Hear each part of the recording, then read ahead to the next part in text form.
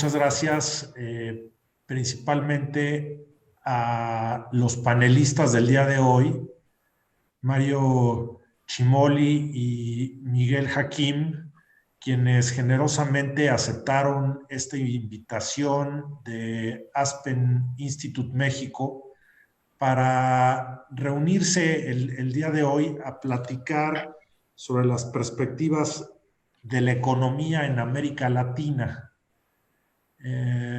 Y este es un tema de lo más relevante para todos los mexicanos y para todos los latinoamericanos. Latinoamérica se identifica porque principalmente somos herederos de la colonia española y de la colonia portuguesa en América. Es decir, somos latinos provenientes del latín en América. Y eso nos identifica. Es decir, cuando vamos a Honduras, a Guatemala, a distintos países centroamericanos y sudamericanos, los seres humanos que ahí habitamos no somos muy distintos. Nos identificamos en cultura, en idioma, en raza, en etnias, y eso es extraordinario. Y Latinoamérica es una región que tiene una cultura verdaderamente fascinante.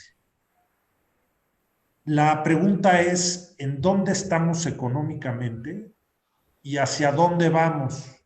¿Y a dónde vamos a estar en los próximos 50 años? Y simplemente haciendo mención a ciertas frases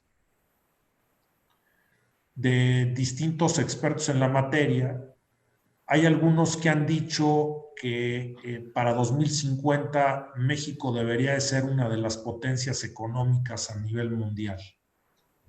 Hay otros que dicen que del 2015 al 2025, lo platicaba Miguel Hakim, será una década perdida en América Latina. Si vemos las estadísticas, por ejemplo, simplemente viendo a México, hoy México ha pasado de ser, en algún momento, si no mal recuerdo, la octava economía a nivel mundial, y hoy es la 15ª, dependiendo cómo la midamos. Y si la medimos en materia de ingreso per cápita, todavía estamos mucho más atrás. Porque cuando hablamos de economía, yo creo que sí es importante, Miguel, Mario, si están de acuerdo, enfocarnos en el PIB, en el Producto Interno Bruto del país, pero también en la manera, en la manera como está distribuido, y no solo como está distribuido, sino considerando cuál es la población nacional. No es lo mismo distribuir un PIB de X cantidad entre 5 millones de personas que distribuirlo entre 130 millones de mexicanos o entre la población latinoamericana, que si no mal recuerdo está allá por los 600 millones, un poco arriba de personas. Entonces, cuando lo vemos per cápita, creo que refleja y representa un dato importante en materia de análisis. Entonces, estamos muy interesados en escuchar en escucharlos como grandes expertos en la materia. Estamos muy agradecidos en Aspen Institute que nos acompaña el día de hoy. Yo personalmente estoy muy entusiasmado de escucharles y sobre todo intrigado acerca de lo que nos van a decir, porque como les comento, una semana escucho que México va a ser potencia económica mundial en 30 años y otra semana escucho que la próxima será una década perdida. Para nuestra audiencia, Mario Cimoli es secretario ejecutivo de la CEPAL, codirector de 2 grupos de trabajo en el marco de la Iniciativa para el Diálogo Político de la Universidad de Columbia. Tiene un PhD en Economía por la Universidad de Sussex. Su investigación abarca trayectorias de desarrollo, el crecimiento económico y su relación con la estructura productiva y el comercio internacional. Sus trabajos analizan los vínculos entre política industrial, el desarrollo tecnológico y la innovación. Actualmente, Mario es secretario ejecutivo adjunto de la Comisión Económica para América Latina y el Caribe, CEPAL. Fue designado en ese cargo a partir del 1 de agosto de 2018 y además es director de la División de Desarrollo Productivo y Empresarial y oficial a cargo de la División de Comercio Internacional. Mario Hakim, coordinador del Instituto para la Educación y la Productividad de la Organización de los Estados Iberoamericanos. Es contador público, maestro y doctor por la Universidad de Claremont, California, en los Estados Unidos, en Administración de Empresas, profesor de la Universidad de las Américas en Puebla, asesor externo del Banco Mundial y del Banco Interamericano de Desarrollo para proyectos financieros y fiscales. Autor del libro Finanzas para el Desarrollo de México, una obra en la que se describe la creación de una nueva área especializada en el estudio de las finanzas y su aplicación. Funcionario público que ha ocupado importantes cargos como vicecanciller de Relaciones Económicas y de Cooperación Internacional de la Secretaría de Relaciones Exteriores y secretario para la Cooperación Iberoamericana, entre otros múltiples cargos. Actualmente es coordinador del Instituto para la Educación y la Productividad de la Organización de los Estados Americanos. Muchas gracias a ambos por estar con nosotros y agradezco a Enrique Berruga. Quiero aprovechar el día de hoy a agradecer al embajador Enrique Berruga y al equipo de Aspen el gran esfuerzo y el gran trabajo que han realizado en el desarrollo de todos estos webinars a lo largo del 2020. En algún momento se veía una situación complicada hacia adelante, el mundo prácticamente se paralizó, recuerdo por allá del mes de marzo, y platicamos Enrique y yo, Enrique Berruga y yo, y decidimos ir adelante con estos webinars y aprovechar la pandemia para elevar el nivel de la discusión en nuestro país. Esto ha sido un gran éxito, todo lo que ha sucedido en todos estos paneles, y sin duda esto no hubiera sido posible sin el apoyo pues, de todos los panelistas que han estado con nosotros y de la audiencia. Muchas gracias, Enrique. Muchas gracias a todo el equipo de Aspen por un gran trabajo, un gran logro realizado. Y pues te cedo la palabra en la coordinación, en la moderación de este panel. Muchas gracias, Luis. Gracias por tus palabras. Pues tenemos realmente a dos expertos en la zona donde habitamos. Carlos Fuentes la llamaba la Tierra de la Mancha, y en la ONU, cuando llegué allá de embajador, me llamó la atención que los funcionarios principales de Naciones Unidas, donde estaba, por cierto, Alicia Bárcena en mi época, le llamaban la zona del misterio América Latina, porque nadie se explicaba a nivel de Naciones Unidas por qué no era una de las regiones más pujantes del planeta, teniendo todo en la mano, literalmente, en cuanto a territorio, población, capacidad de gestión, juventud, etcétera, etcétera. Y esa zona del misterio no parecía avanzar. Y hoy día pues sigue señalándose como la región del planeta con mayores desigualdades económicas, si ustedes me corregirán. Pero me gustaría empezar, Mario, si me permites, contigo. Si nos puedes dar una panorámica de lo que se avecina a partir de lo que ha pasado este año para la región latinoamericana. Es decir, ¿qué podemos esperar en los próximos 3, 5 años para la región? ¿Va a ser algo similar a lo que ocurrió en la época de la crisis del endeudamiento, como los 90s, que también tuvieron sus dificultades? ¿O va a ser más bien como la influenza en 2008 y con la crisis del subprime, vamos a regresar a rebotar rápidamente? ¿Cuál es la perspectiva que tienen desde la CEPAL de lo que se avecina para la región latinoamericana y del Caribe? Tienes la palabra, Mario. Bueno, muchísimas gracias, un gusto.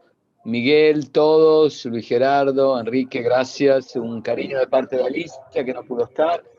Y bueno, nada, voy a tratar, si puedo, de poner una PPT que tenemos. A ver si podemos ver algún número. Yo sé que no quieren hablar de PIB, pero yo no puedo no hablar de PIB.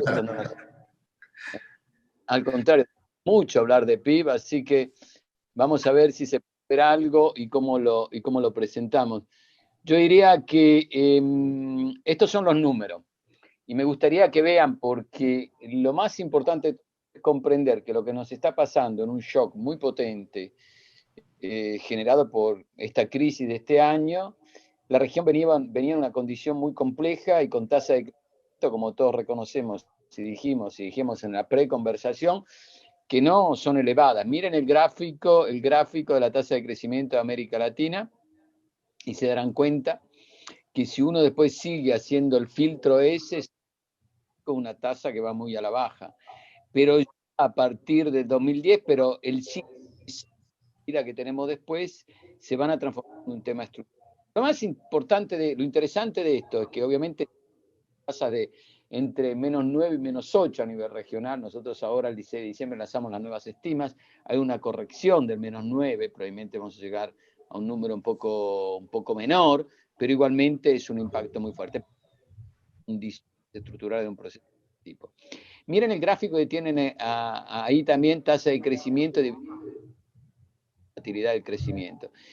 Se observan que a partir en 70, en algún modo cercano a ese, tenemos volatilidad. O sea, te estamos escuchando cortado, ¿ustedes lo escuchan cortado también? No sé si se puedan... Estamos escuchando muy a medias, Mario, nos estamos perdiendo de una cuestión muy interesante. ¿Cómo se escucha ahora o no? A ver, empieza a hablar, sí, por favor, continúa. A ver ¿Me escuchan? Ahí sí. Mejor, Mario. Ok. Nada, entonces el tema fundamental que tengo es que la tasa... Hay alguien que está interfiriendo en el micrófono también. Si alguien lo cerramos todo, eso nos ayuda. La tasa de crecimiento que ustedes observan, en algún modo, es una tasa de crecimiento que era estable, con baja volatilidad durante el 50 hasta el 70. Después sigue siendo baja, con baja estabilidad. Y miren cómo va hacia arriba y las previsiones de la crisis. O sea, tasa de crecimiento bajas y altísima probabilidad de volatilidad del crecimiento. Es uno de los peores de los mundos eso, y eso nos preocupa muchísimo, porque refleja lo que pasó a partir del 2000, en el periodo entre 2003 y 2010 de alto crecimiento. Después tuvimos el shock de la crisis, y ahora entramos en una situación de baja, pero todo este proceso muestra que más allá de los shocks externos, sea el 2008, que es un shock que viene de afuera, y sea el nuestro, impacta mucho sobre la volatilidad del crecimiento. Y la región no pudo endógenamente mantener un crecimiento estable. Entonces, lo que nosotros preveemos es seguir con un modelo de bajo crecimiento y alta volatilidad. Y aquí hay un tema importante, otro tema estructural. Si decimos que estamos creciendo a la baja, si en la meseta que entramos con un crecimiento a la baja, si tenemos bajo crecimiento con alta volatilidad, nosotros siempre pensamos, y lo sabemos muy bien, que América Latina tuvo, muchos de los países y casi toda la región tuvo un fuerte proceso de restricción externa al crecimiento. Quiere decir que el conseguir divisas siempre fue un problema. Y cuando se crecía mucho, íbamos a encontrar problemas de restricción de divisas y de situaciones de la balanza de comercial y balanza de pagos que iban a ser negativas. ¿Qué pasa acá? Que ahora uno ve y dice, qué bueno, una balanza comercial positiva. Una balanza comercial positiva no tenemos restricción, pero tenemos una balanza comercial positiva por las peores de las razones. Y ese proceso también empieza a ser un peor histórico. No es que tengo una balanza comercial positiva porque crezco a la China, porque crezco a la Corea, porque crezco a la cantidad de esos países que crecen alto, exportando mucho, con alto valor agregado, importando relativamente menos y manteniendo una situación de balanza comercial en algún modo positiva, o casi siempre positiva estructuralmente. Nosotros la mantenemos positiva por la peor de las razones. A partir del 2008, el problema de balanza comercial no se hace evidente y fuerte porque la región empieza a importar menos, pero importa menos porque crece poco antes de la crisis y van a empezar a crecer poco. Entonces, eso muestra una situación que no es la de las mejores. Pero yo quiero pararme un poquito por esto, que es una definición que tenemos muy interesante. Si ustedes miran lo que es las ordenadas tienen la productividad laboral. Y si miran lo que es la abscissa, tienen el valor agregado. La pendiente de esas curvas es el empleo. Ustedes, primero, antes de mirar la de América Latina, miremos la de China. ¿Ven cómo crece valor agregado y productividad? Quiere decir que productividad crece con empleo, casi lineal y exponencial.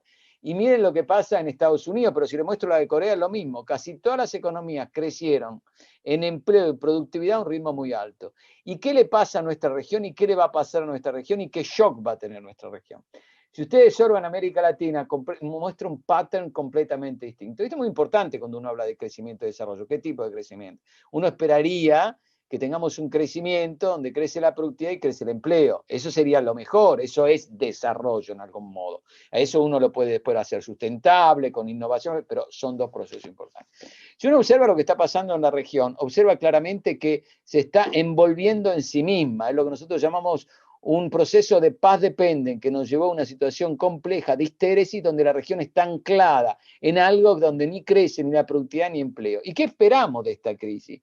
De esta crisis esperamos que nos vamos a mover en esa situación y eso va a afectar estructuralmente la región. Ese es un problema muy importante, es lo que los economistas llamamos un tema de histéresis, que quiere decir que algo vinimos a una situación que no era bueno, tuvimos un shock y estamos moviendo en una situación donde no hay nada que sea virtuoso en términos de crecimiento de productividad de empleo. Esta situación de histéresis que tenemos ahí, que agrava esta crisis, evidentemente no sale con políticas comunes. Necesitamos algo para desconstruir, para salir de esa situación, para pegar un salto.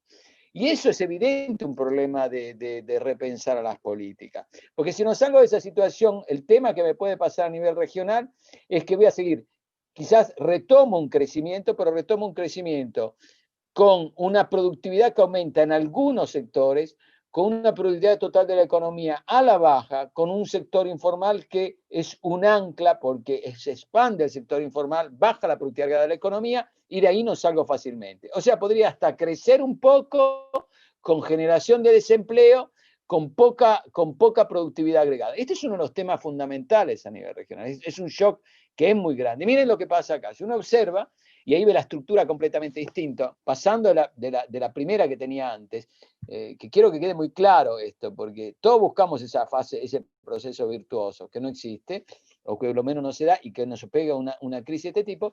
Uno observa lo que pasa en casi todas las economías, todas tienen un efecto de crecimiento explicado fuertemente por contribución del empleo y por productividad. Y gran parte de las economías, las que hicieron catching up y las que siguen creciendo, tienen una componente de productividad elevada más que el empleo. Y ahí hay un tema importante, porque cuando uno habla de una componente de productividad elevada, quiere decir que tiene innovación, quiere decir que cambia los sectores, quiere decir que se desarrolla en un cierto momento toda la aplicación de la difusión de la tecnología en los sectores para alzar en productividad. Entonces uno cree en productividad, cree en empleo y produce desarrollo. Entonces uno se preguntaba, como nos preguntábamos antes, ¿qué tipo de crecimiento? Bueno, ese es el crecimiento que estamos. Y cuando observo la región, me doy cuenta que he crecido bastante en empleo, porque tuvimos ciclo de materias primas, porque cierta situación que nos permite tener salarios bajos, crece en empleo y poco en productividad. Ese crecimiento poco de productividad de la región es un tema importante. Ahora la pregunta uno que se hace, y lo vamos a decir, en una condición de un shock de este tipo, ¿esa situación va a ser igual? O sea, para nosotros eso se va a agravar y como dijimos antes, va a crear una situación de histéresis, como no vamos a quedar anclados en una burbuja y no podemos salir, que no nos podemos mover. Es como cuando uno le aplica un material, un cambio en sus funciones a cualquier material y se descompone y no se mueve y es difícil volver a un estado adicional o buscar otro estado. Entonces, ese es un tema importante. Y mire, ¿y qué es lo que agrava eso, la crisis? ¿Cómo funciona? Y nadie lo mira eso. Y todos estudian como si estuviéramos viviendo en París o como si estuviéramos viviendo en Hamburgo. Como si no estamos viviendo en América Latina. ¿Y qué observan en América Latina? Que el 50% de la población trabaja en los sectores informales. ¿Y qué son los sectores informales? Sectores que tienen una distribución que tiene una adversa distribución, pero por otra parte son sectores de bajísima productividad. Entonces, ahora le explico, ahora veamos cómo funciona esto. Venía ya una situación que crecía poco, tenía un sector informal alto, viene el shock, la gente que estaba en el sector formal se va al sector informal, los que estaban en el sector informal no encuentran trabajo, el sector informal se amplía y al ampliándose el sector informal se genera un proceso distributivo interno, pero también la productividad, el aporte que hace ese sector informal muy ampliado a la productividad de toda la economía es poco y la productividad de la economía en su agregado no crece. Entonces, me hace una situación realmente adversa y la productividad aumenta solo en algunos sectores, no aumenta en muchos sectores. Entonces vamos a tener otra vez el tema de la heterogeneidad estructural. Algunos sectores que aumentan su productividad y que la pueden aumentar y que son restringidos, pero su contribución a toda la productividad de la economía no es tanta, y va a tener una ampliación del sector informal que contribuye con baja productividad, y todo eso me explica lo que teníamos en este slide, que quiero que se entienda. Y vuelvo para atrás, miren lo de América Latina, y vuelvo hacia atrás. Entonces voy a prever una situación que no salgo.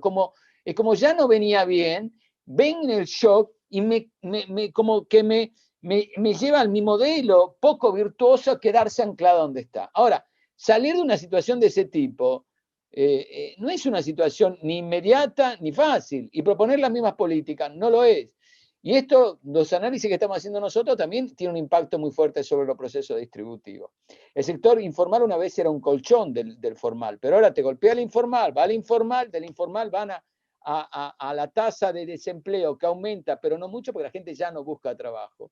Entonces, se dan cuenta que el modelo estructural de América Latina se ancla en una situación extremadamente compleja. Ahora la pregunta que uno se hace en esta condición, y que produce un proceso de poco crecimiento de productividad, poco aumento del empleo en ciertos sectores de alta productividad, golpea fuertísimo el proceso distributivo, genera áreas de pobreza, me alcanza qué políticas tengo que pensar y qué políticas tengo que hacer. Y miren, para que eso lo tengan claro y se vea en modo evidente, dos efectos. Uno dice, ¿sabes qué? Me voy a confiar de la inversión directa extranjera. No, porque nosotros previmos, ayer lanzamos, va a disminuir un 55%. Al que mejor le va, ayer lo dijo Alicia en un seminario, al que mejor le va es a México, que crece solo la disminución de la inversión extranjera directa es de -6.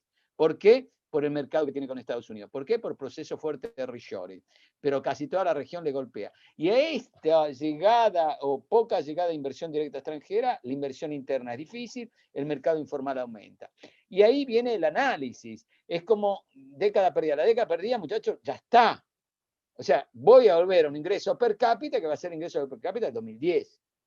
Pero hay que entenderlo eso estructuralmente. Es porque el ingreso per cápita, ustedes lo saben muy bien, es una proxy de la productividad del trabajo.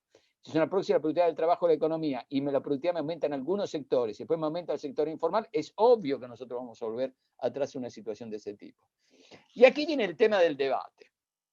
Es evidente que para salir de esto hay que repensar la política fiscal, necesitamos una política fiscal expansiva, tenemos que pensar un rol del Estado que cambie, hay que manejar la deuda, pero no hay que ser tan obsesivos, hay que repensar el tema del posicionamiento sobre las deudas internacionales, pero hay que pensar una economía que al aumento del gasto público se asocie un aumento de la productividad, una incorporación de empleos al sector formal, asumiendo mayores altas productividades. Si eso no se logra, ese ciclo, esa situación de histéresis que tenemos va a perdurar en el tiempo.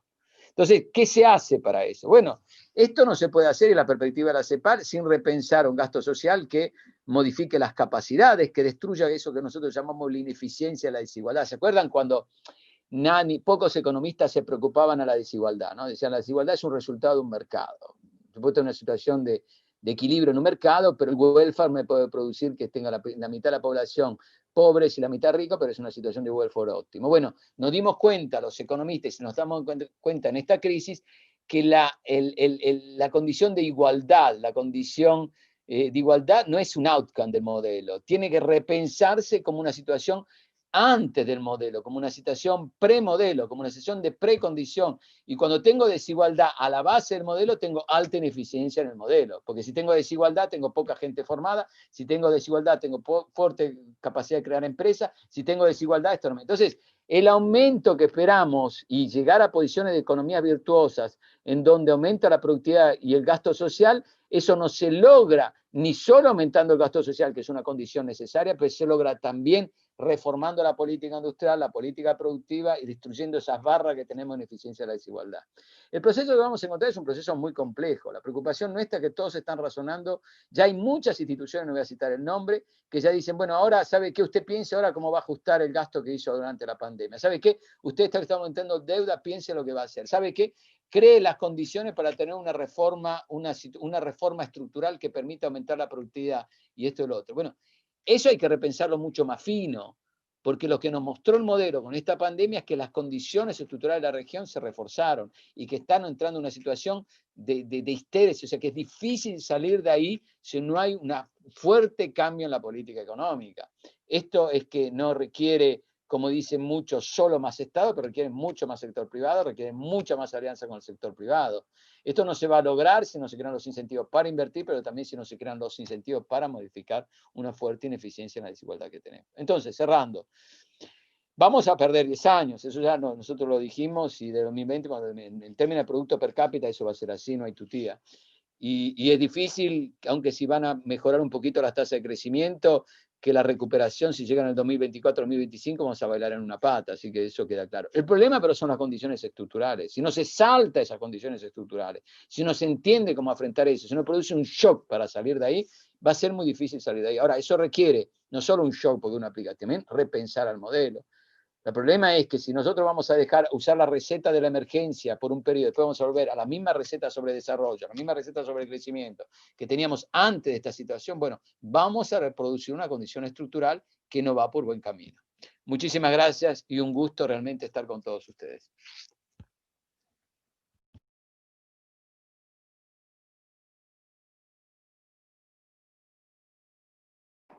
Embajador, tu micrófono, por favor. Sí, decía yo que no sé si lo que compete decir es gracias por deprimirnos más, Mario. Ya estábamos un poco tristes y con estos datos creo que sí quiero que entremos de manera muy fuerte más allá del diagnóstico, en ver realmente qué alternativas tenemos y cuál pudiera ser, digamos, algunas de las opciones de salida. Me doy cuenta que está agravándose todo este escenario que tú nos estás planteando, Mario, con la cuestión de la pandemia, la recesión global, la poca o mucha exportación que tuviera la región se está cayendo, los ingresos por turismo, etcétera, que muchos países de América Latina dependen de ellos, se están cayendo. Pero, ¿cómo ves, Miguel, sobre esta base de lo que nos plantea Mario? ¿Cuáles son cuál sería la ruta crítica, digamos, la secuencia para empezar a paliar lo que nos está cayendo encima ahorita y avanzar de manera sobre otras bases, como lo plantea el propio Mario? Es decir, que no volvamos a caer en los mismos errores del pasado o repetir recetas que nos han llevado a esta condición. No sé si es por el lado del sector informal, concentrarnos en ello, o otros cambios estructurales de mayor calado. ¿Cómo lo ves, Miguel? Bien, bueno, antes que nada, gracias a Aspen México por la invitación. Un placer estar con Mario nuevamente, año que no lo veía y ahora lo vemos digitalmente. Responderé a tu pregunta, Enrique, pero antes, un solo contexto de América Latina y el Caribe, ¿sí? Y qué bueno que ya incluimos el Caribe. En el título de la plática no estaba el Caribe, pero obviamente ya todos estamos hablando como una región América Latina y el Caribe. Y yo diría, en términos generales, si es que dividiéramos toda esta región, la parte de México y Centroamérica está muy ligada económicamente a los Estados Unidos, ¿eh? En términos generales. Sudamérica, por otro lado, está ligado básicamente en lo económico a China, ¿eh? El Caribe tiene un poco de los dos y tiene algo de Europa, pero lo que quiero decir es que América Latina y el Caribe hoy nos encontramos en algo que yo le llamo un fuego cruzado entre Estados Unidos y China. Y como sabemos, aún con Biden en la presidencia de Estados Unidos, este conflicto entre las dos grandes potencias del mundo, sin lugar a dudas, afecta a América Latina y el Caribe. Eso es muy importante, ¿sí? Y aparte de eso, muchos de América del Sur están bien ligados con China, pero tenemos muchos países en Centroamérica y muchos en el Caribe que están no apoyando a China, apoyando a Taiwán. Es decir, no solamente estamos entre un fuego entre dos potencias, sino que de las 13 o 14 apoyos que tiene Taiwán en el mundo, 9 están en América Central y en Caribe. Entonces, ese es el contexto, ¿sí? Eso es importante, ¿sí? Ahora, Yo hace poco leí un libro que se llama Confusión de Confusiones, ¿sí?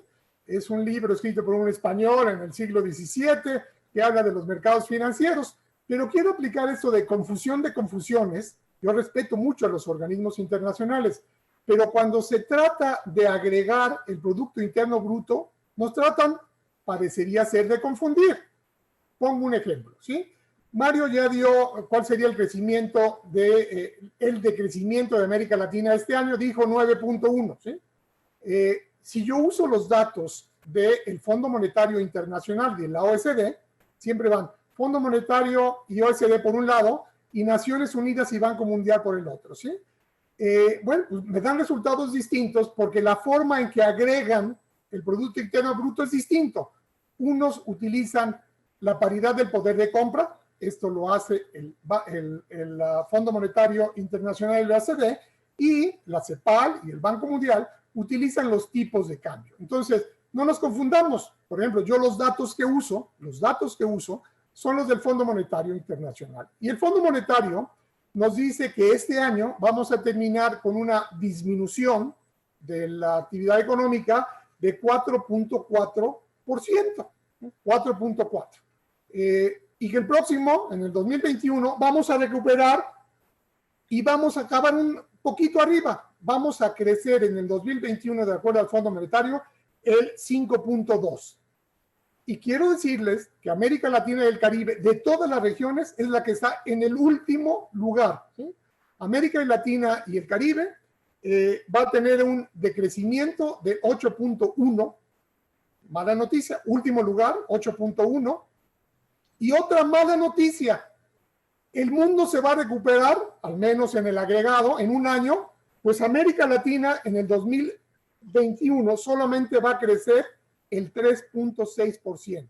Es decir, en el mundo parece que sí va a haber una V, pero en América Latina la caída va a tardar muchos años, no uno, como a nivel agregado. Entonces, son dos malas noticias. Ahora, ¿quién está arriba el promedio de América Latina y el Caribe? Del 8.1 de decrecimiento, nos va peor a México, a Centroamérica no le va tan mal, está mejor que el promedio. Sudamérica es lo mismo que el promedio y el Caribe le va muy mal, muy mal. Digo esto porque no siempre hay que enfocarnos en los promedios, también es importante ver las regiones y también ver los países. Y en los países les puedo decir dos cosas. En América Latina y el Caribe siempre tenemos lo mejor y lo peor del mundo. Es decir, el país que más va a crecer en el mundo, este año está en América Latina. El país que más va a decrecer este año está en América Latina. Si les pregunto cuál es el que más va a disminuir, me van a contestar muy fácilmente. Es Venezuela, ¿sí? Venezuela va a disminuir este año el 25% de su Producto Interno Bruto. Pero les pregunto, y les voy a dar medio segundo, ¿quién es el país que más va a crecer en el mundo? Se los adelanto porque nunca le van a atinar, es Guyana. Guyana, que es parte territorial de América del Sur, pero es caribeño, va a crecer el 26% del PIB. Hubo descubrimientos de petróleo allá. Este año es cuando más van a sacar, más van a exportar, independientemente del precio del petróleo, van a crecer el 26% del PIB. Y es el único país de toda América Latina y el Caribe que va a crecer este año. Ahora, con esto, pues a lo mejor valdría la pena hablar de algunos países en particular. En México ya vimos que el decrecimiento iba a ser aproximadamente del 9%, de acuerdo al Fondo Monetario Internacional, y eso que ayudan dos cosas a México y también a Centroamérica. Ayudan que las remesas de los coetáneos que están en Estados Unidos han subido a México y América Central, y dos, tanto México como América Central, casi todo América Central, tiene un tratado libre con los Estados Unidos. Entonces, a pesar de eso, México va a decrecer el 9%, ¿sí? Alguien que también va a decrecer mucho es Argentina, ¿sí? Y con eso quiero tocar el punto de la deuda, que como ustedes saben, tanto Ecuador como Argentina han renegociado parte de su deuda de manera muy exitosa. Y hoy, bueno, pues Argentina de todos modos está metido en un problema porque todavía no acaba de renegociar la deuda nada más con el Fondo Monetario Internacional, ¿sí? Que son 44 billones de dólares. El préstamo más grande que tiene el Fondo Monetario Internacional también está con un país de América Latina y el Caribe, con Argentina, ¿sí? Y obviamente tendrá que ser renegociado. Y bueno, en palabras de la vicepresidenta, el principal problema que tiene ahora Argentina es la economía bimonetaria. Como todos saben, en Argentina el peso lo utilizan para las operaciones cotidianas y el dólar lo utilizan básicamente para ahorrar y para algunas transacciones grandes del sector inmobiliario. Y bien lo dice la vicepresidenta, es muy difícil que un país pueda funcionar así. Se tiene que resolver también la economía bimonetaria que tiene Argentina. Hace poco tuvimos una videoconferencia con el ministro de Economía de Argentina que nos decía, ustedes saben que con esta economía bimonetaria hay muchos tipos de cambio. El tipo de cambio oficial, 50 pesos, la última vez que lo vi, más o menos. El tipo de cambio para los turistas, 113 pesos por $1. Y el que le llaman el blue. Aquí en México le llamamos el del mercado negro, pero ya le llaman el blue, como la albiceleste, yo creo, ¿sí? Y el blue está en 150. Y el ministro de Economía le decía, yo no puedo aceptar que si utilizo el tipo de cambio blue, el nivel promedio del ingreso per cápita de Argentina es de $4,000. Y es cierto. Es decir, hoy, si utilizáramos lo que dice el ministro, es cierto, sería de $4,000. Si utilizáramos el oficial, pues a lo mejor sería como de 9,000, ¿sí? Pero de todos modos es relativamente bajo para de dónde viene Argentina, ¿sí? Dos, alguien que nunca va a mencionar el Fondo Monetario es Cuba.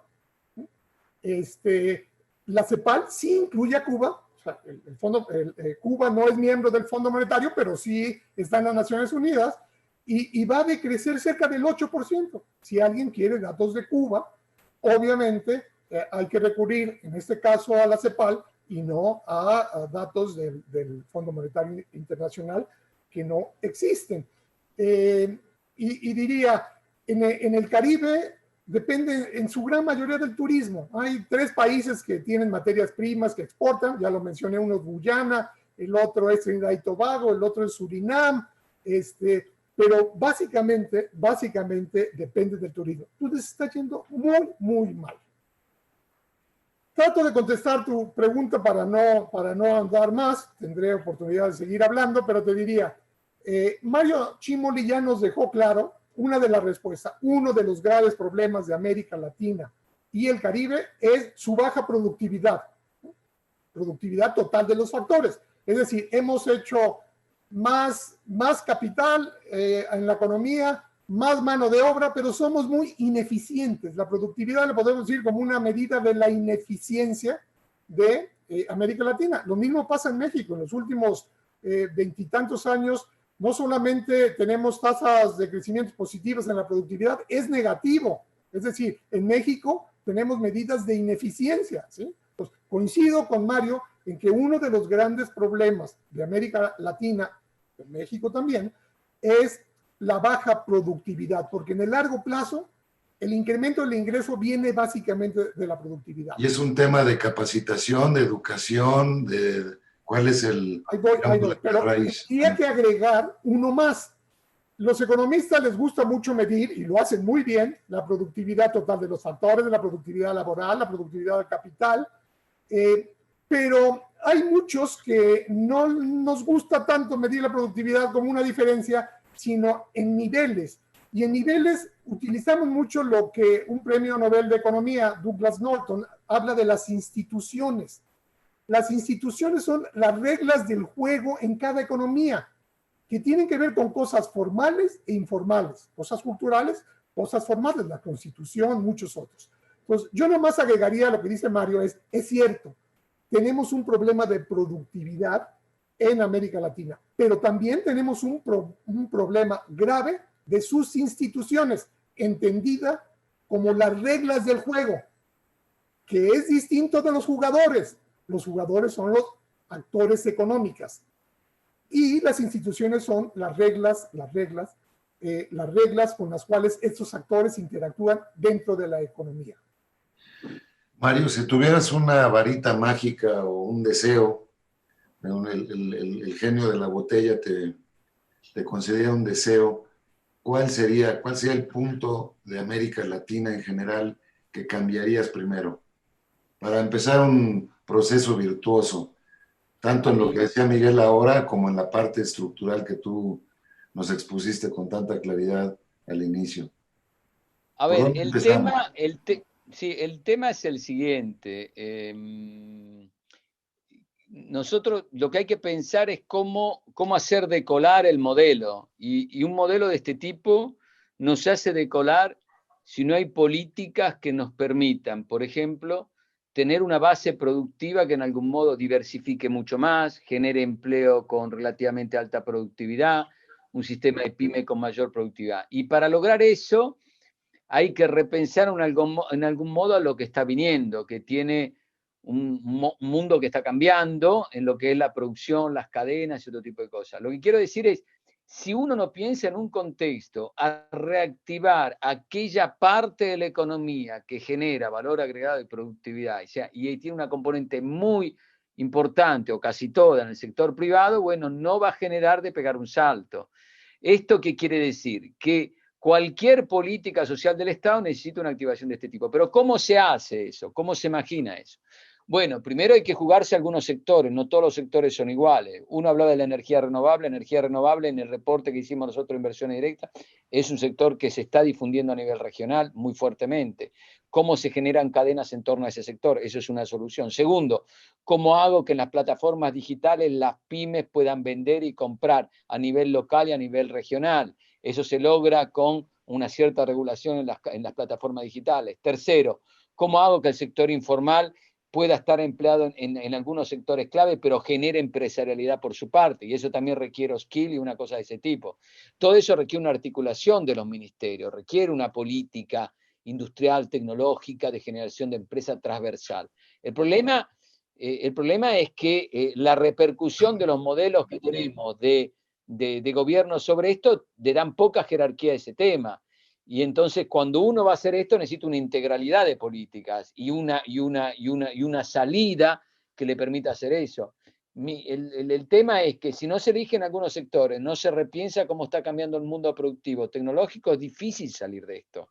Porque el temor es que vamos a tener que salgan 5 o 6 algunos sectores y algunas empresas, vamos a tener toda una masa crítica con sectores de trabajo informal, de baja productividad.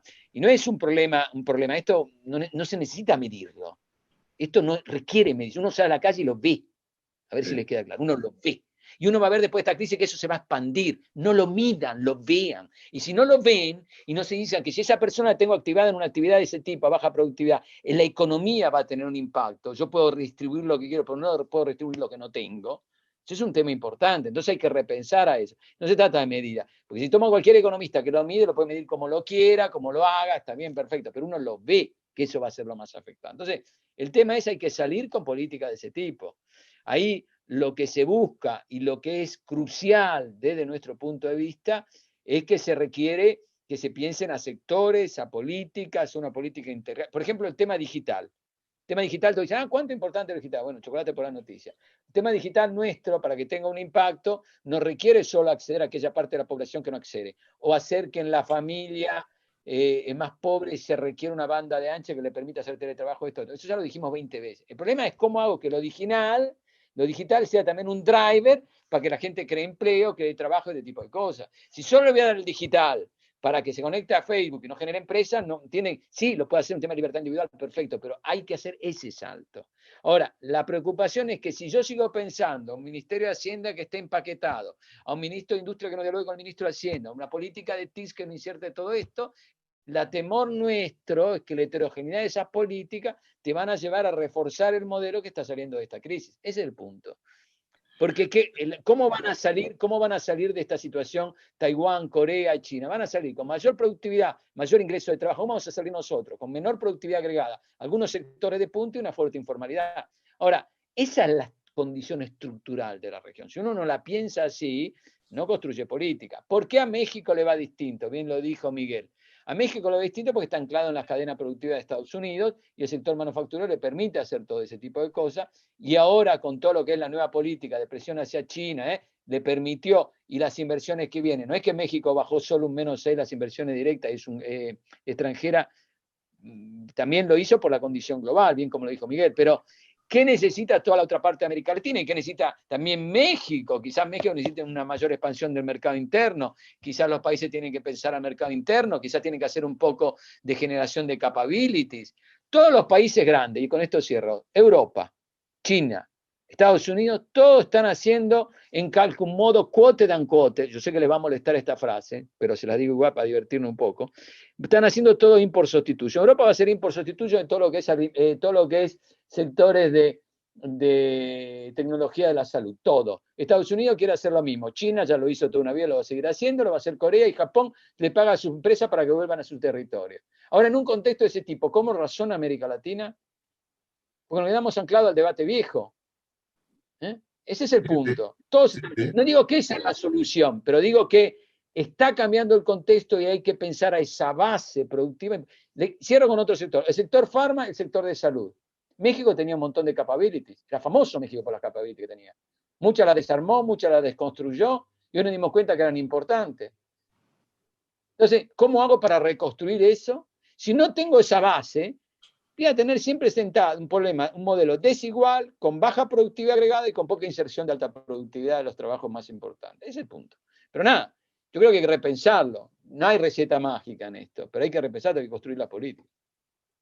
El diagnóstico, a ver, decía Gramsci, el pesimismo de la razón y el optimismo de la voluntad. No se lo olviden nunca. Cualquiera que no razona bien, no. Y esa frase de Gramsci a mí siempre me gustó, porque no era ni de un lado ni de otro, pero es una frase que te ayuda a comprender para elaborar políticas correctas.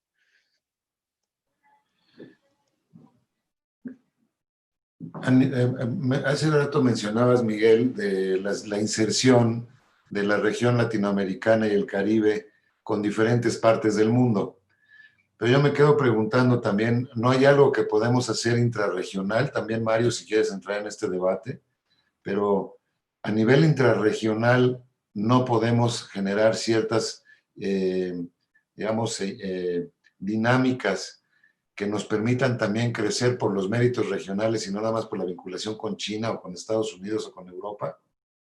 O de plano no hay mucho que hacer y seguimos como en el siglo XIX en ese sentido. No, yo creo que hay mucho que hacer. A ver, primero hablo de la integración comercial, ¿sí? En América Latina y el Caribe. La CEPAL acaba de dar el último dato, es impresionante, ¿sí?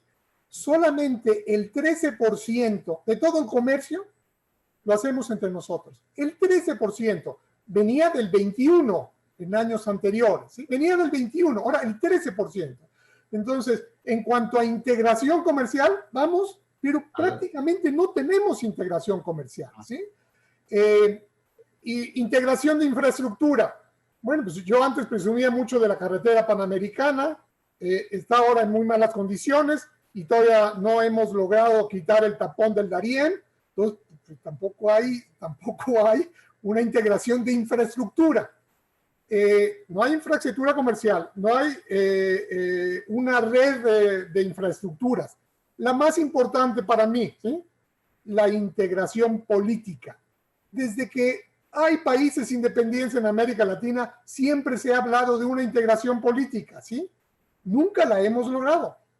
Ha habido multitud de organismos que han aparecido y desaparecido, ¿sí? Y hoy por hoy, lo que hemos puesto por delante es de que no queremos una integración política porque no queremos sacrificar soberanía.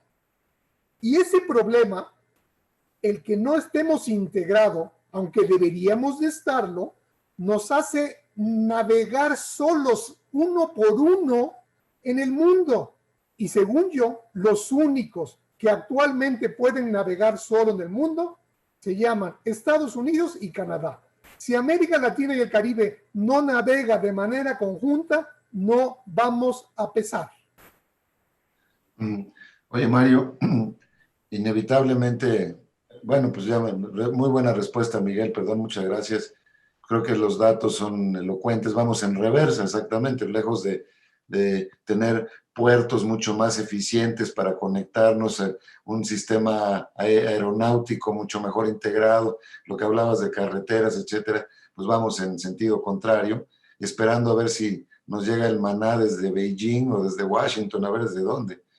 Es una cosa tremenda, pero pues quiere decir que no hay muchas opciones, creo que me lo dijiste de manera más elegante que lo estoy diciendo yo, pero a nivel intrarregional pues no tenemos ni para dónde movernos y es una tristeza, con el gran potencial que hay.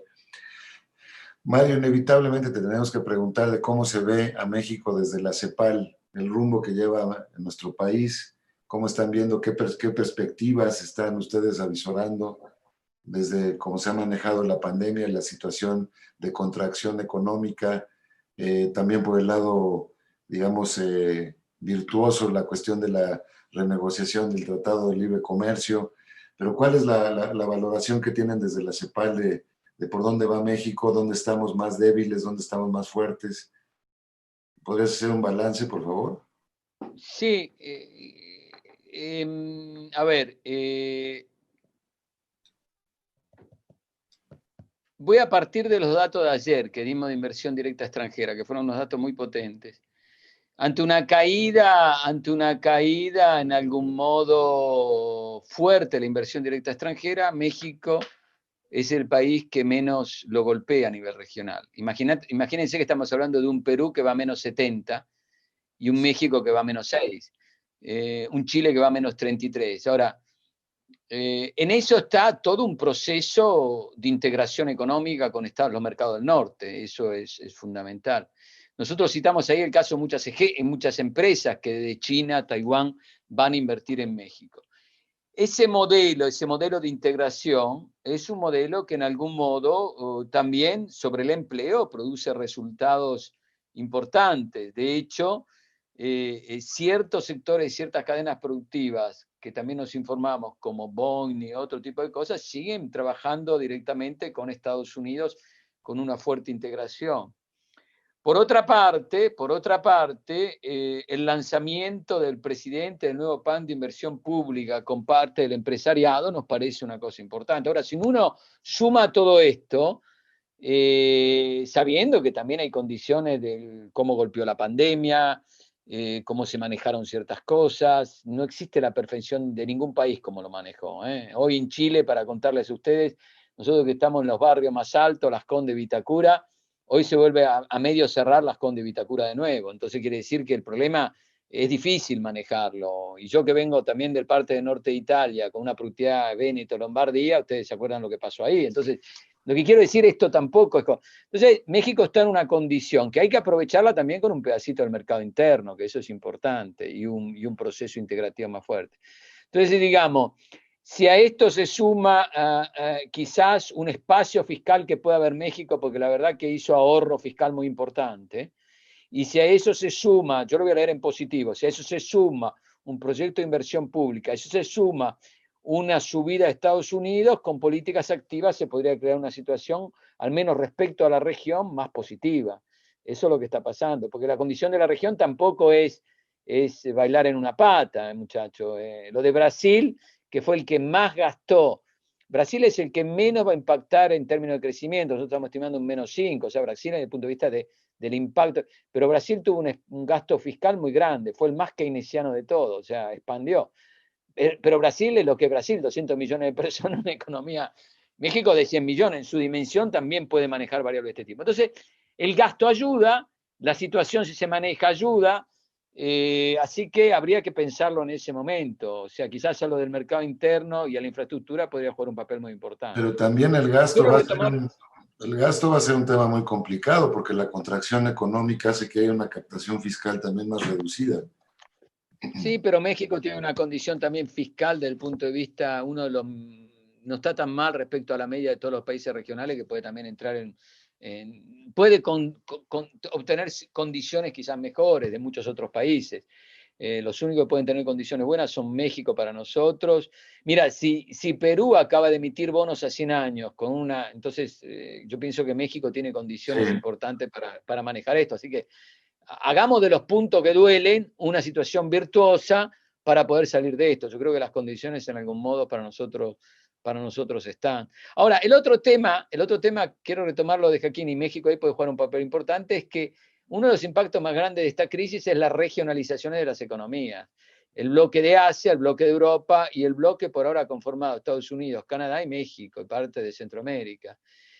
Mientras la otra parte de América Latina están cada uno jugando como freerider, perdidos. Entonces, cada uno piensa que lo va a hacer por sí mismo. Entonces, esas tres áreas van a ser áreas en algún modo, y el tratado del tratado FATO a México, hecho por México, lo hace incluirse a esa área mucho más fuerte. A esa regionalización de la economía, una parte de América Latina le responde perdida, ¿entiendes? Es difícil, no entendemos cómo le están respondiendo. Cada uno piensa que va a ser un player por sí mismo. Y no es solo una integración, bien lo dijo Miguel, no es solo una integración de comercio y de producción, también la integración digital puede ser un driver brutal para el sector productivo. Entonces, a esa integración México está jugando un papel con todos sus problemas estructurales, pero podría también ser un asset en un juego de este tipo. ¿Cómo ves esto, Miguel, que nos está planteando Mario? Porque parecería que otra vez vuelve a apuntar la brújula hacia el norte, ¿no es cierto? O sea, Estados Unidos y su comportamiento frente a China va a tener un efecto formidable en los próximos años sobre México, de si regresan empresas de China hacia el continente americano. Ya lo planteaste tú de alguna manera, pero es un juego entre dos caballos muy grandotes también en materia de política exterior. Ese reto, ¿cómo lo ves? ¿Concentramos más canicas en Estados Unidos todavía y Canadá? ¿Cómo lo ves? ¿O no tenemos opción? Lo voy a contestar. Compartir con todos ustedes que hace 20 años Enrique Berruga era el subsecretario de América del Norte. Y en aquel entonces, obviamente, ya teníamos una gran relación con los Estados Unidos. De hecho, el expresidente Bush lo conoce como The Weatherman, ¿sí? En la misma época, yo era subsecretario para América Latina y el Caribe.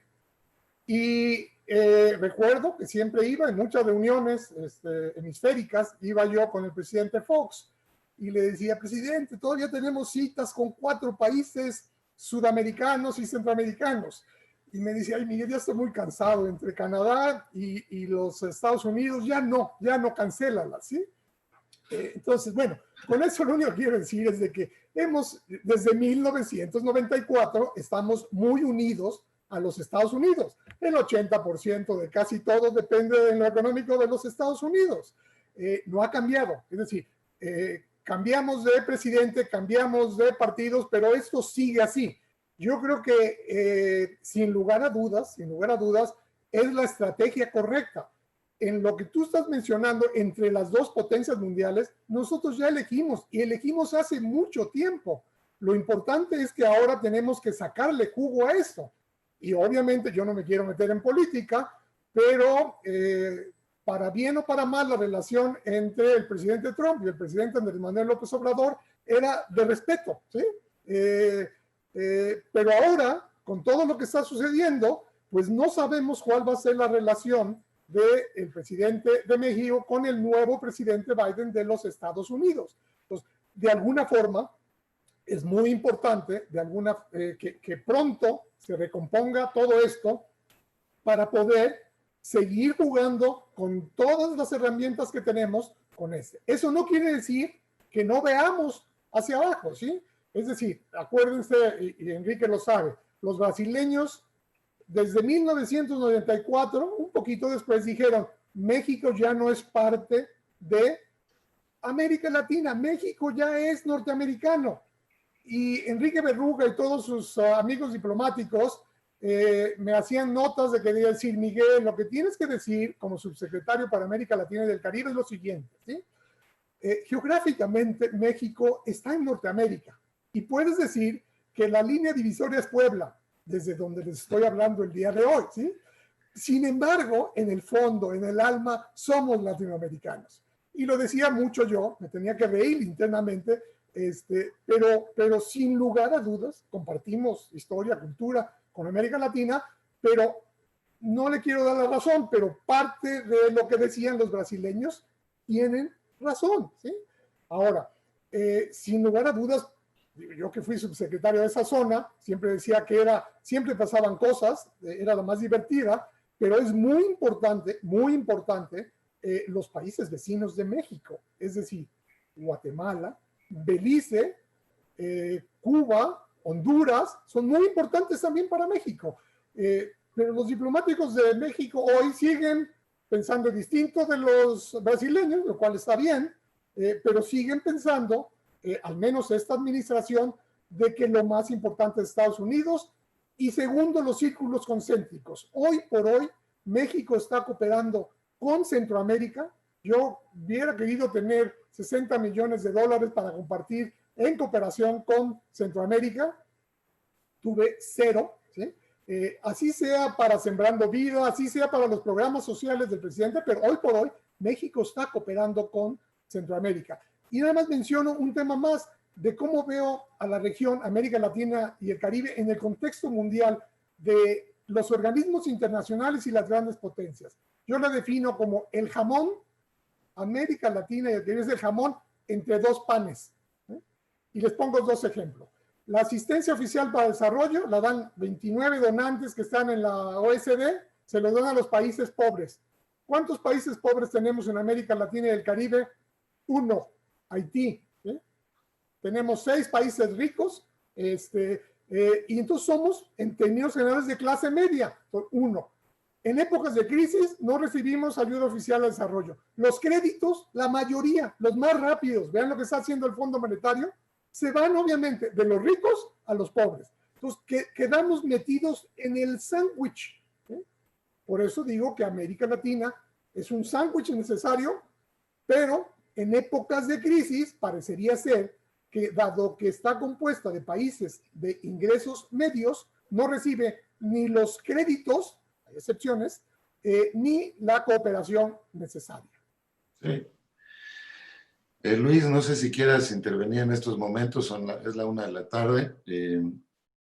Yo tengo todavía un rosario aquí de preguntas y cuestionamientos, que me gusta mucho el contraste que se está dando entre Miguel y Mario, pero te cedo la palabra si gustas hacer un comentario. Nos seguimos de frente con las preguntas también del público. Pues creo que sí voy a intervenir, sobre todo para hacerla un poco de sparring, porque con esto el diálogo entre Miguel y Mario ya te acabó también tocando, estimado Enrique. Entonces, ya tendrás que defenderte en su caso. Por alusiones. En su momento, exacto. Pero todo lo que han comentado me parece verdaderamente interesante, verdaderamente extraordinario. Y han tocado, Mario, hecho un diagnóstico extraordinario de la problemática de América Latina con una profundidad que yo no había escuchado hasta el momento. Esto me deja unas reflexiones muy importantes. Y Miguel lo ha hecho también de manera muy interesante desde un ángulo diferente, y que creo que parte también desde una situación histórica. Y mi pregunta para ambos es, en base a lo que estamos escuchando, no hay una unión, no hay una unificación de América Latina. Yo recuerdo cuando era niño, en los primeros años en que cursé la escuela primaria, me decían que México era parte de América Central y de América Latina, y así crecí mis primeros años. Y de pronto, por allá de 1982, 83, más bien inicios de 83, cambia el discurso, y a partir de ese momento y de manera más acentuada posteriormente, se nos dijo, no, México es parte de América del Norte. ¿Qué significa eso? O sea, la creación no puso líneas divisorias en un punto específico, pero geográficamente pues se dice que la división está ahí por Mesoamérica, ¿no?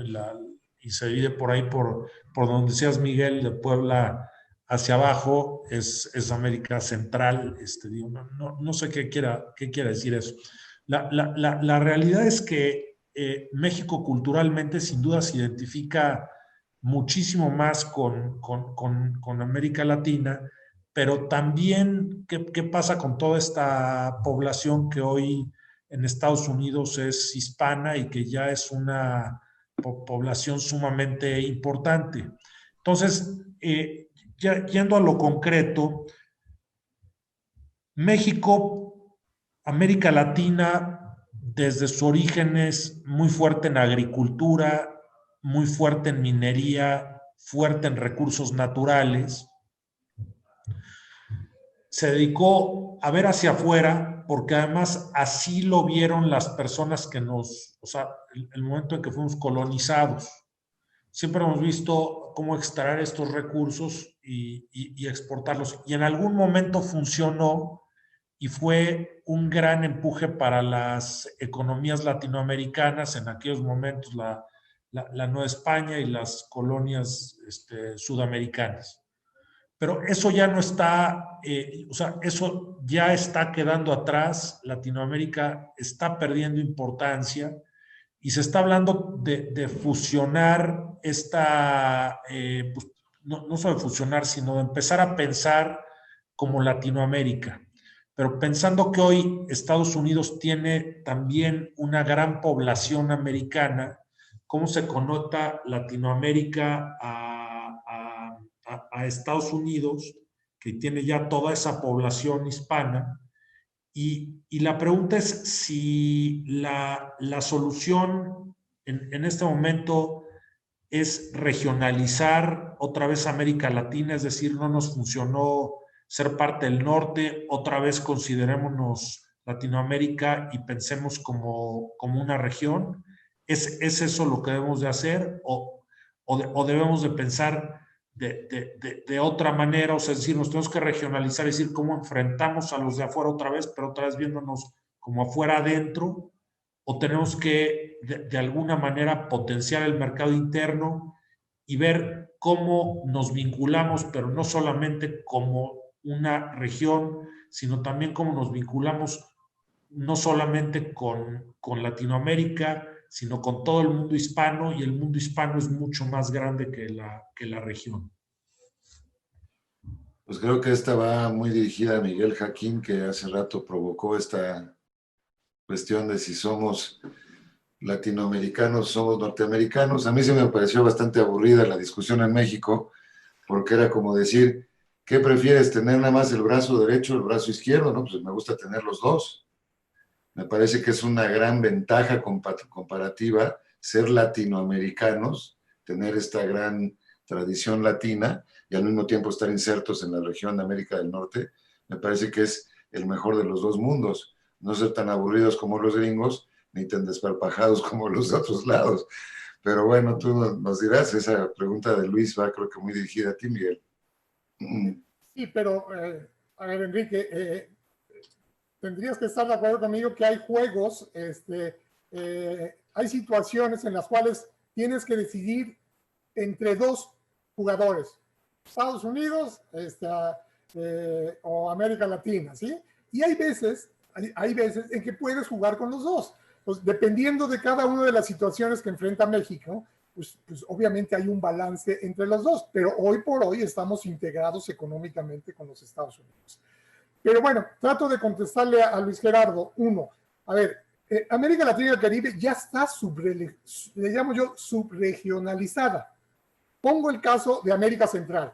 Si hay dos casos que yo destaco de que sí está funcionando la integración, es América Central, quitando a lo mejor a Panamá y a Belice, pero bueno, hay una Secretaría Ejecutiva del SICA, del Sistema de Integración Centroamericano, que tiene casi la misma edad que yo y está funcionando muy bien. Bueno, a ver, hay muchas cosas que están funcionando. Dos, CARICOM, con sede en Georgetown, también funciona más o menos bien. ¿Qué no funciona bien? Bueno, pues a ver, teníamos el Grupo de Río, luego tuvimos UNASUR, el ALBA, muchas organizaciones, muchos organismos han tenido una vida relativamente pequeña. Hoy tenemos la CELAC, ¿sí?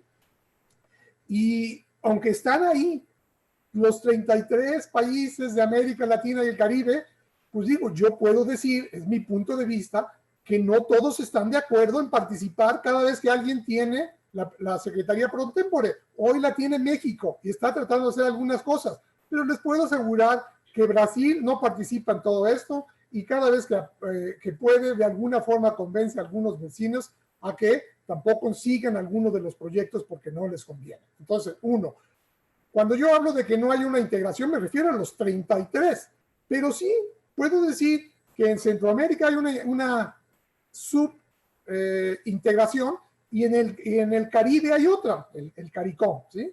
El ideal de muchos de nosotros es que navegáramos en este mundo los 33 países de manera conjunta. Y eso yo creo que no lo va a ver mi hijo y probablemente tampoco lo vea mi nieto.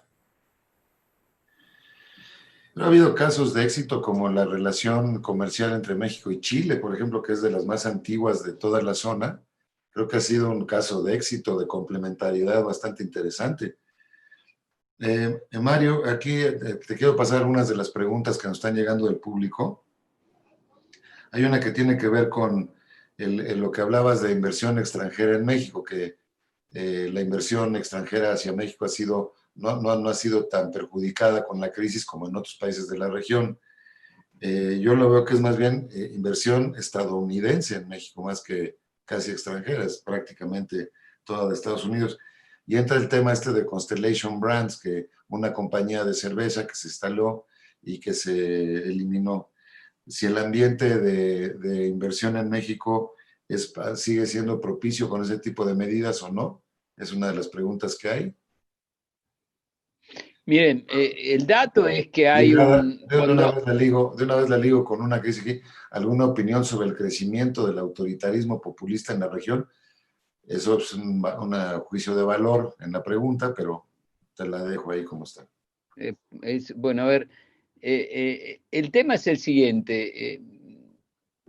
La menor caída de México refiere a dos cosas. El acuerdo que se logró con Estados Unidos y Canadá es bastante estable. Y no es que fue un acuerdo que a México lo dejó relativamente a lo que se pensaba mejor de cómo se pensaban los acuerdos. Y segundo, la tensión con China afectó a eso. Y tercero, lo va a afectar también lo del COVID. ¿Por qué? Porque todo el sistema empresarial, lo pueden leer en el documento, los invito a todos a leer el documento que lanzó ayer la CEPAL sobre inversión directa extranjera. Todas las empresas están cambiando estrategia, están haciendo cadenas mucho más cortas, están haciendo procesos productivos mucho más resilientes, están tratando de no mantener exclusivamente el just in time, y en algún modo cuando tengo mercados grandes como el americano, como todo el mercado entre Estados Unidos, México y Canadá, evidentemente las empresas prefieren localizarse en esa zona y el costo del trabajo lo permite. Así que yo pienso que a ciertas condiciones la atracción, preveyendo que en el post-COVID va a seguir habiendo una tensión comercial y de inversiones muy alta, va a seguir siendo un efecto de atracción por la generación de los mercados que se han dado. Eso lo explicó Miguel cuando contaba que iba y decía, no, ya con lo que tengo de Canadá y Estados Unidos es mucho. Así que, entonces, digamos, eso va ahí, eso se va a reforzar cada vez más. Se va a reforzar esa área, se va a reforzar Europa y se va a reforzar China. Y todos van a ser, de algún modo, un proceso, llamémoslo, de sustitución de importaciones muy regionalizado. Eso es lo que nosotros prevemos, así que México está en ese paquete. El problema es que la integración con otra parte de América Latina sigue siendo nada, aparte de un caso interesante, integración de México y Brasil sobre el sector automotriz, que ninguno de los dos gobiernos lo tocó, tú sabes también la historia, rivalidad que hay ahí, y sigue funcionando en algún modo bien. Pero en eso hay como un proceso que se está profundizando cada día más. Yo pienso que se va a seguir profundizando. Las empresas van a buscar eso. Muchas están buscando nearshoring y corte de cadena. Esto va a ser. Yo estoy leyendo tanto en tus comentarios, Mario, como en los de Miguel, que la región latinoamericana en los próximos años prácticamente lo que tiene que hacer es una elección de alineamiento. Es decir, con quién se va a alinear y por qué razones y bajo qué intereses. Me parece que así, o sea, no podemos ver hacia adentro. Miguel lo explicó muy bien.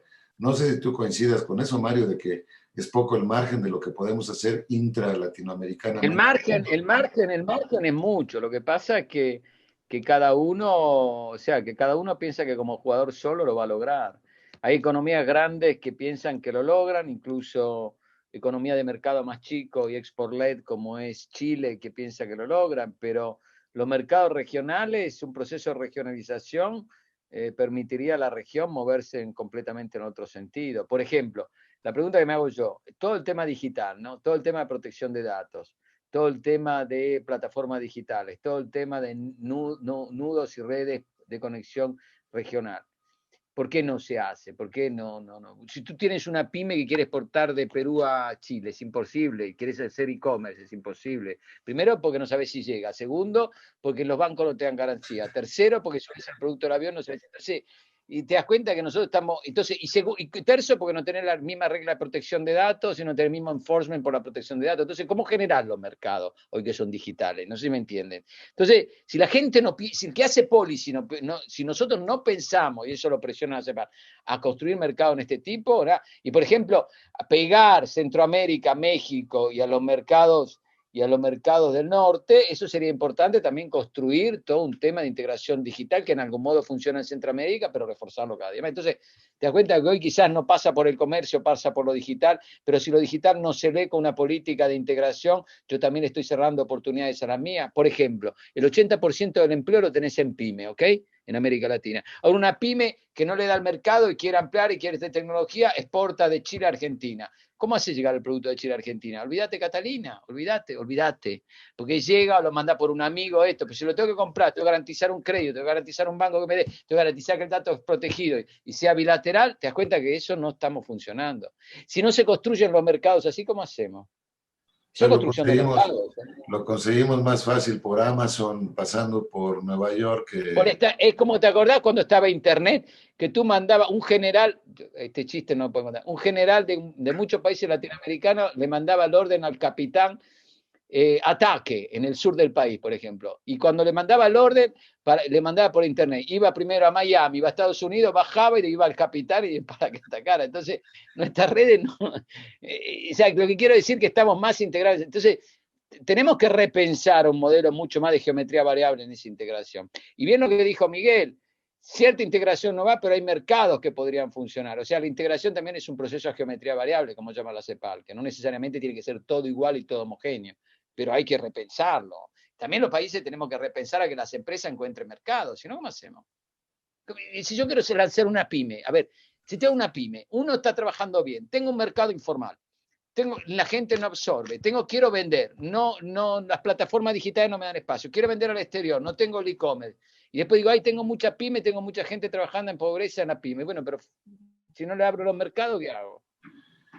Bueno, y las pymes más o menos están en buena posición cuando ves a todo el... Algunas, pero muchas son de sobrevivencia. Pero digo, los mercados informales, pues imagínate, ni de qué hablar. Porque no. aparte... Las pymes de los informales, olvídate. Las otras de los formales queremos que no se mueran, pero si no mueren esas también, y ya nosotros dijimos que vamos a perder 2.000, creo que ayer INEGI dijo que se perdieron 500.000 empresas, una cosa de ese tipo, me parece la indicación, si no me equivoco. Bueno, es idéntico a lo que dijo la CEPAL hace 5 meses, 4 meses. Entonces, no, la CEPAL estimó todos los números que cuando iban a cerrar funcionaron perfecto. Sí, no, el dato lo vemos venir. Lo que pasa es que después no la reconstruyo más esas empresas. Cuando eso se pierde, no es fácil de un día a otro. No, el dato del INEGI es todavía más grave que el que ustedes sacaron allá en Santiago, que es el de 1.8 millones de empresas medianas y pequeñas en México se van a perder 1.2. Sí, es tremendo. ¿Y a dónde se van a ir? ¿La informalidad o qué va a ocurrir con eso? Son escenarios realmente muy duros. Entonces, si no aplicamos... Ahora quiero hacerme actualización. Cuando tú dices se van a la informalidad, ese es el modelo que te presenta. Si todo eso se van a la informalidad, van a ser de menor productividad y de menor salario. Y el modelo empeora, ¿entendés cuál es el punto? Y cuando llego a una cosa tan grande como esa, ¿cómo hago para salir? Ese es el debate que tenemos que darnos. Y que se requiere coraje. No, mira, a mí me parecía en el caso mexicano heroico que siendo que 1 de cada 4 mexicanos trabajan formalmente y pagan impuestos, logremos ser la 14ª economía del mundo, o 15ª. Si fuera un poquitito más de gente que trabaje formalmente en este país podría ser un caballo imparable. Pero pues así estamos, creo que en toda América Latina. No sé si es un comentario que quieras elaborar, que de hecho está en unas preguntas de Miguel Limón acá. Ya lo mencionaste ahorita, Mario, del tema digital, el tema de corrupción, Estado de Derecho, el soberanismo que mencionaste, Miguel, muy importante. Creo que ahí están en coincidencia Mario y tú, o sea, el soberanismo llevado a perder es una cuestión contradictoria. Se enfatiza el soberanismo, como tú decías, y por otro lado, estamos buscando con quién nos alineamos de manera más directa, Europa o China o Estados Unidos. Entonces tenemos ahí una contradicción incluso estratégica, ¿no es cierto? Sí, es correcto. Creo que en eso se complementa todos nuestros comentarios. Yo nada más aprovechar, uno, tanto Luis Gerardo como tú han mencionado de la posición de México en el mundo, y yo les puedo decir, a ver, con datos del Fondo Monetario Internacional, si utilizamos la paridad de poder de compra, México sigue siendo, a finales de 2020, va a seguir siendo la 11ª economía. Cuando utilizamos el tipo de cambio, este año vamos a disminuir un lugar. Indonesia nos va a ganar. Puede pasar algo en un mes, pero es muy difícil que eso suceda. México va a pasar de ser la 15ª a ser la 16ª economía del mundo. Ya lo dijo Mario, o lo dijiste tú, Enrique. Cuando hacemos el análisis del PIB per cápita, el ingreso per cápita, nos vamos a ligar al lugar 69. Es decir, no es lo mismo hablar del total de la economía, pero hoy por hoy sí estamos perdiendo un lugar en una medida, ¿sí? Es decir, para efectos prácticos ya somos la 16ª economía, lo cual pues no nos gusta, nos gustaría estar entre las primeras 10, pero se ve muy difícil. Y con eso también, Luis Gerardo decía, ¿qué va a pasar en 2050? La respuesta es yo no sé, pero lo que sí creo, si me voy un poquito más el tiempo lo hago más corto, pues lo que discute la CEPAL, Naciones Unidas, muchos otros, es ¿se van a alcanzar los objetivos de desarrollo sostenible para el 2030? Y la respuesta es, bueno, claro, hay muchos indicadores, pero los principales son crecimiento económico, la pobreza, la desigualdad. Yo escribí un libro hace 4 años, antes de la pandemia, argumentando que el financiamiento no estaba alineado para cumplir esos objetivos, en el caso de México. Hoy con la pandemia, yo casi puedo atreverme a decir que la probabilidad de que México no cumpla los objetivos más importantes del compromiso de la Agenda 2030 es muy alto. Seguramente no los vamos a conseguir. Ya hablamos de la década perdida de América Latina. En México yo creo que este sexenio, por más que ha hecho intentos, será económicamente un sexenio perdido. Es decir, el PIB total que heredó Andrés Manuel López Obrador en el año 2019 va a ser muy similar al que entregue a finales del 2024. Es decir, si hablamos de que en América Latina y el Caribe hay una década perdida, en el caso de México, hablando en específico del PIB, sin lugar a dudas será un sexenio perdido. Y la pérdida de expectativas hacia futuro, Mario, ¿cómo nos afecta incluso anímica, políticamente en la región? Porque pues creo que todos los países de la región están viendo lo mismo, que va a ser una década perdida. Tú lo decías, Mario, que ya estamos metidos en la década perdida.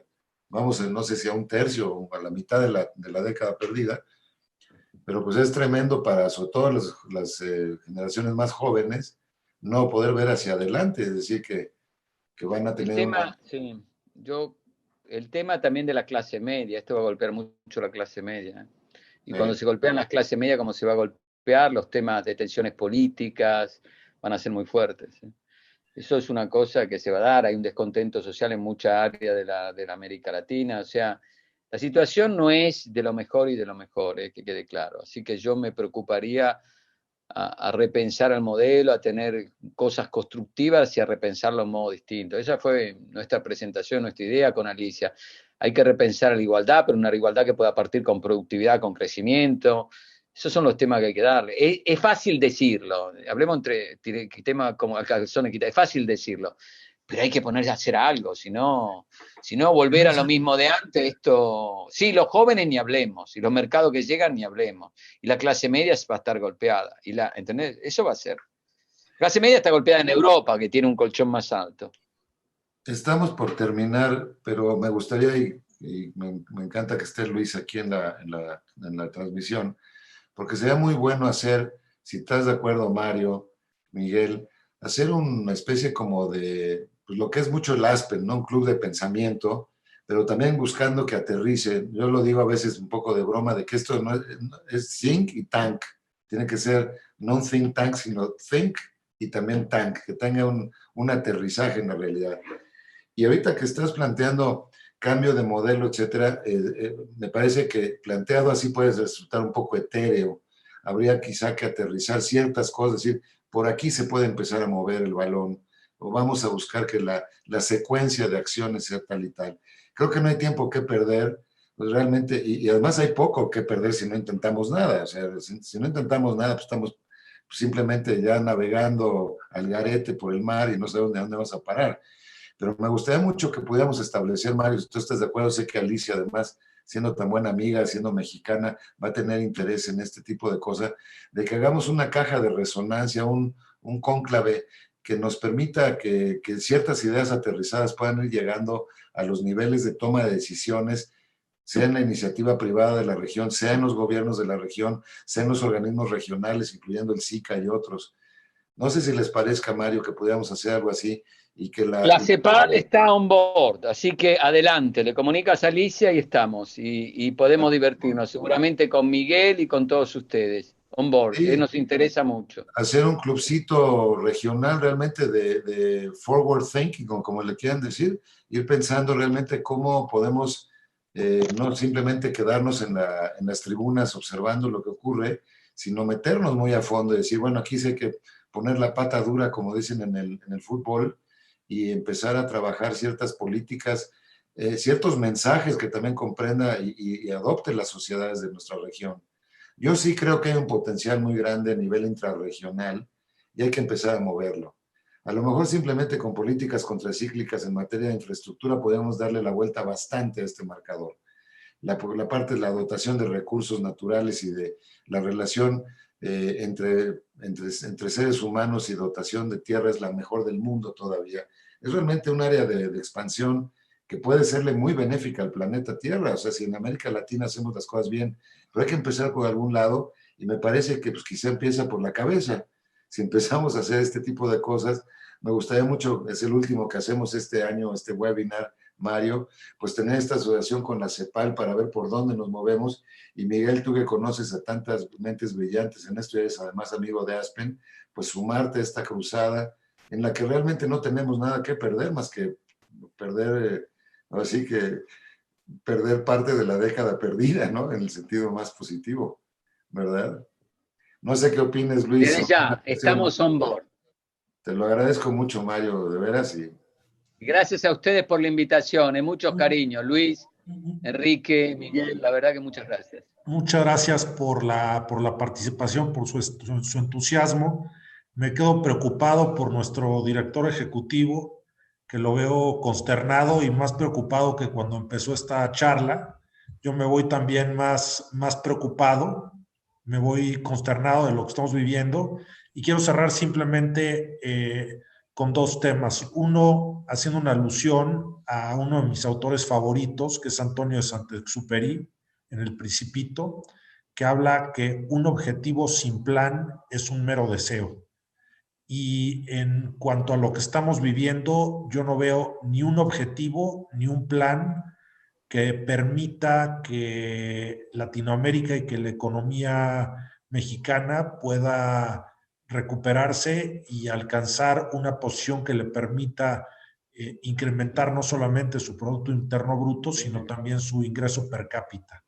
Es difícil pensar que pueda haber una mayor distribución de la riqueza o una mejor distribución de la riqueza si el pastel es cada vez más pequeño. Entonces creo que habría que trabajar de manera conjunta en incrementar el tamaño del pastel y por otro lado en provocar que haya una mejor distribución de la riqueza, habiendo ya logrado un mayor PIB y un mayor ingreso per cápita.